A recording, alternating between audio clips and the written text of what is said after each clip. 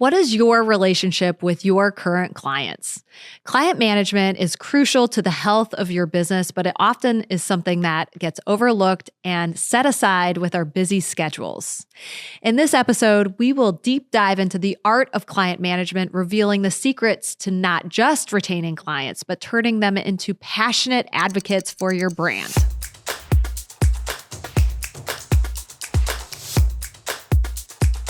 Welcome back to Bootstrappers, the podcast that helps you grow your business with remote professionals.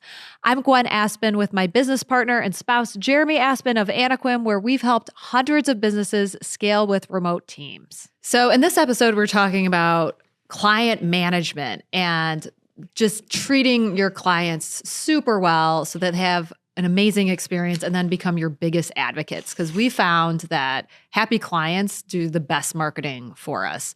But also the reverse can be true as well. And I was just telling Jeremy this morning, I'm a big Twitter person, or X. I hate the name X, but whatever.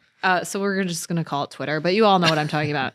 So there's this guy, and maybe some of you are familiar with him. He's a sweaty startups guy, Nick Huber. That's actually what he goes by? Well, yeah. Yeah, it's at Sweaty Startups, Nick Huber. Okay. So I follow this guy. Sometimes I hate what he posts. Sometimes I like what he posts. But whatever, he's incendiary enough. Incendiary enough that I keep looking forward to his post. He's an amazing marketer. And he writes this post, I think this was last night. It was like, how many influencers are willing to tell you how they actually make money or the names of their companies? Well, here it goes. And then he talks about his ownership stake in several businesses and how much he makes per month, which I'm sure is a little inflated, but he says he makes like, I don't know, $4 million a year or something like that on all these. Maybe not. I don't know. But unfortunately for Nick Huber, the most popular response, which got by the time I took a screenshot of this, had 18,700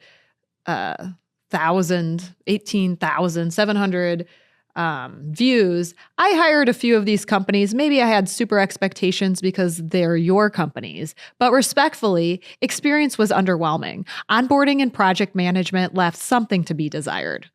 So he has since then done a bunch of posts after that to kind of hide this post, which was supposed to be like a premier sales event, I'm sure, for all his businesses. Like this was the post for him. But the moral of the story is if you don't take care of your customers in the operation process, they can derail your sales and marketing efforts, or they can make it. Because we had a customer who was our biggest advocate at the convention season, and property management is like October, November.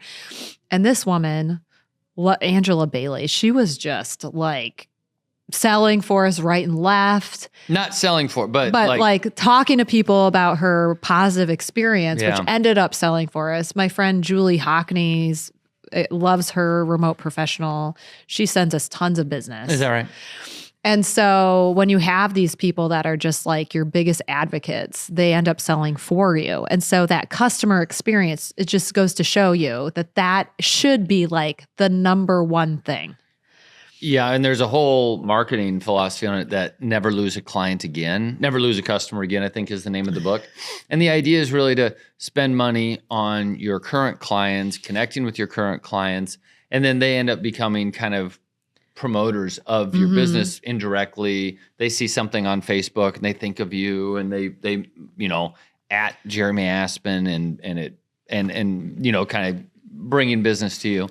And I think there's a lot to that. We've never really done the never lose a customer again, but to a limited extent, and to the extent that we have, I think it's been very successful because it's more personalized. It's having real relationships with people is a much better way of doing business, because one, you want them to be happy because you want them to be happy. And they, of course, need to be.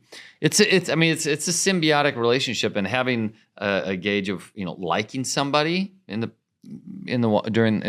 meantime is a good way of making sure that they're talking good about you every chance they So can. there are a few ways that people do it wrong. And I know this because I've read psychological research on it. And I did these too. So I'm not pointing fingers at anyone. But we used to give like a Starbucks gift card to people for every referral. And then I read a book. I can't remember which book it was, but I read a book about how that is actually exactly not what you want to do. It's like if you have kids and you pay them for every single little chore they do at the house.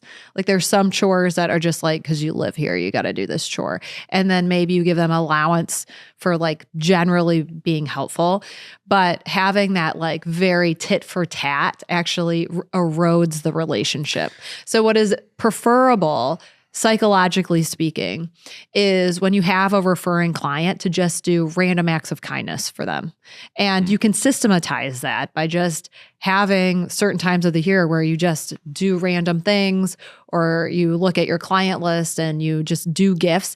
And gifts, what I learned from that Never Lose a Customer Again, should not be swag. No. Swag is self-promoting. It's like sending a birthday email to your client that just says, "Hey, happy birthday today." With your Piss off. huge logo on all it. over it. Oh, whatever. So you want to give like a personalized, thoughtful gift to that person. If you're going to give a gift, or don't If you're do going it. to give a gift. And thank you notes work well too, but the tit for tat methodology is bad for the relationship. So it's really important not to do that, I guess. What about like our maintenance crew, or actually our customer service agents also, when we had the property management company, when they would get someone to put their name into a 4 or a 5-star review, they would get $25 or $50 depending.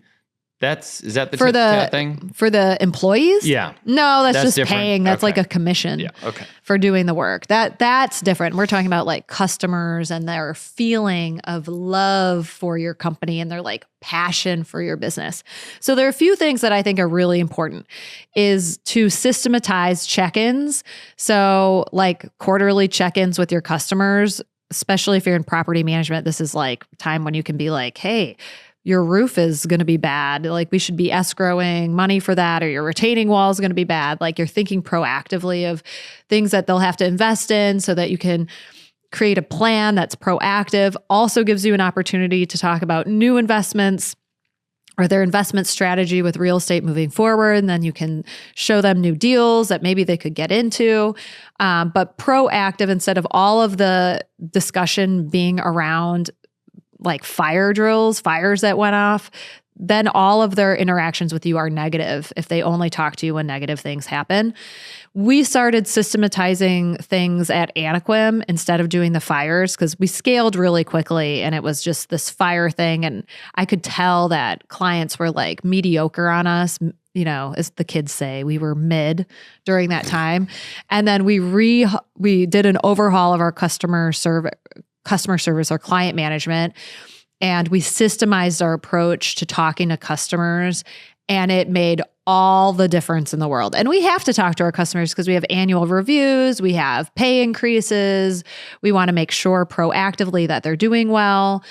We also, through this process, learned that if they don't respond to someone's annual review, and they don't respond to the email about that annual review, it's likely not going well. So we can kind of swoop in and make sure that they're happy and call them up and be like, hey, we noticed that you didn't respond to this annual review. Like, what's going on?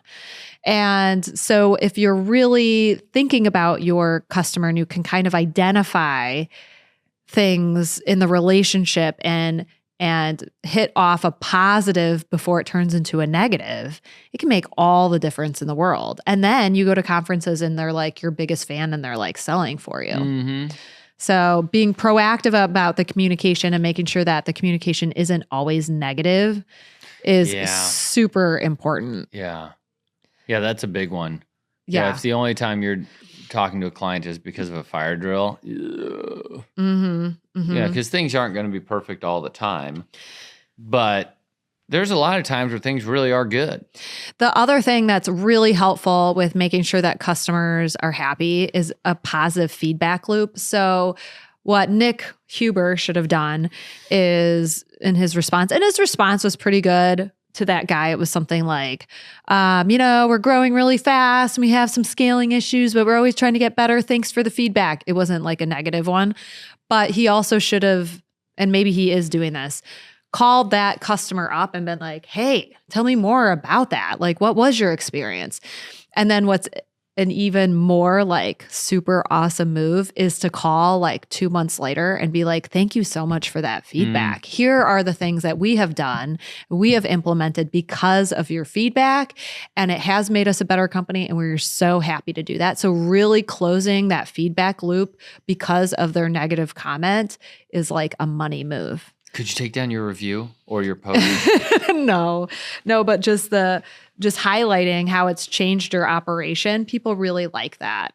They really like that. And it builds trust and it builds a relationship. And if you do it like way after it happened, they know that you're still thinking about them and it was important to you, that their experience was important to you. And I feel like that's a really key move to retaining a good customer and working through problems that might happen if you have long-term relationships with your customer. That'd work for me. So anyway, customer service and having a good operational system is your best marketing. And if you spend your marketing dollars taking care of your current customers, it's the best money you'll spend. And just thinking about your customers and what they would want, and also making sure that your gifts to them are personalized. These are the things that really make the difference and will make you stand out in comparison to your competition. Ready to make your clients your biggest fans? Anequim virtual assistants can help streamline your client management process, from personalized outreach to feedback collection, ensuring every client feels like your only client. Contact Anequim today to discover how we can help you build lasting bonds that drive business growth.